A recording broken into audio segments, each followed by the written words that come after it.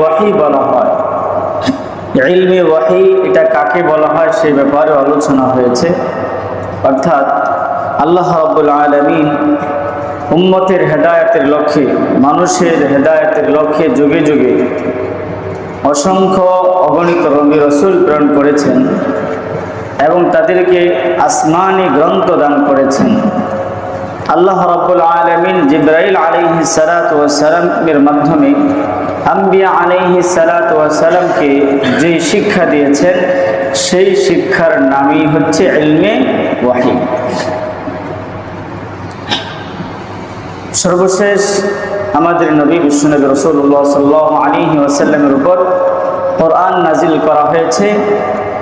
দ্বীনি জ্ঞান বা ধর্মীয় জ্ঞান অর্জন করার বড় উৎস বা মাধ্যম হচ্ছে আল কোরআনুল কারীম। দ্বিতীয় নম্বর হচ্ছে রাসূল আকরাম সাল্লাল্লাহু